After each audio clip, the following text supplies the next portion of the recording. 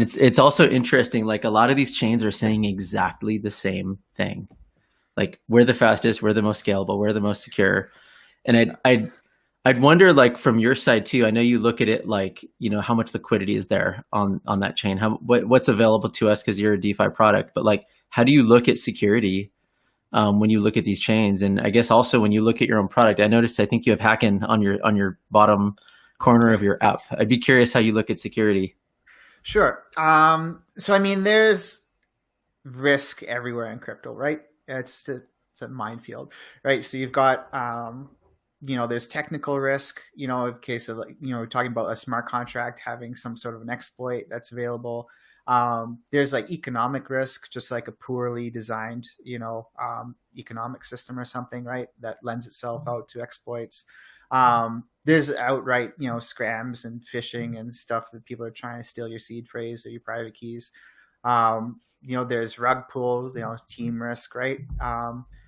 There's all kinds of different risk, right? And then from like, the security perspective, I mean, we have all the tools. They're just not convenient, right?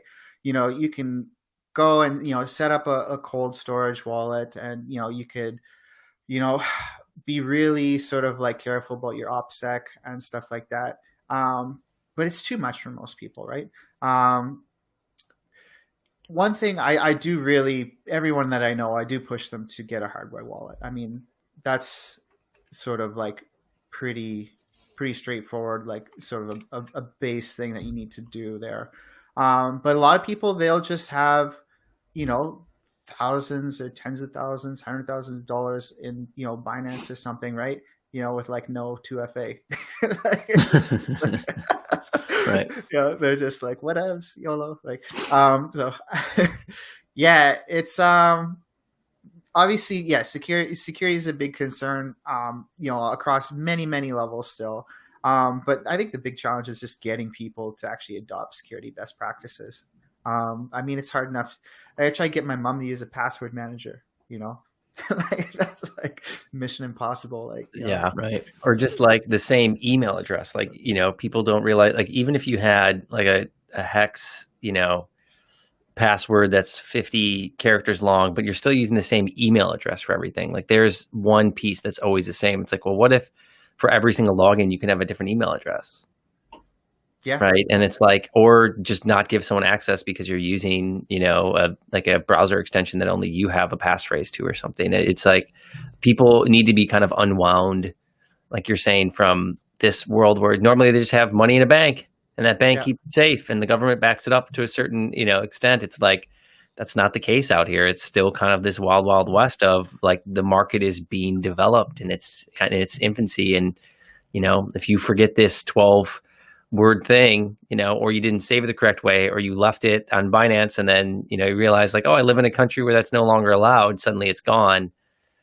Like, but people they're just not trained to that extent yet. Yeah. And that's another sort of, I guess like a mental shift that people have to take where, they're like, okay, so I have money in my banking app or something, right?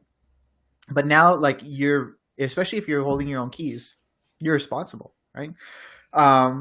It's kind of like having a giant box of cash under your bed in a way, but you just have the ability to, throw it across the world, to somebody else really quickly. So yeah, I know there are some guys that they prefer to keep it on a centralized platform that has, so long as they have insurance, right? So they're like, okay, you know what, my funds are here, but they are insured and like regulated or whatever, right? So I feel safer, having it with these guys have custody of it, than I would having self custody, which I could understand, especially if you're getting into, very like high net worth, sort of holdings. That can be like a physical security risk as well too, right? I mean, I'm sure you guys have heard about like stick ups at like Bitcoin meetups. That's like a thing that's happened, right? So yeah, there are a bunch of security implications there, for sure. That I don't think there's a perfect solution to it at this point. Still, I think there's a lot of different options that you can sort of take advantage of.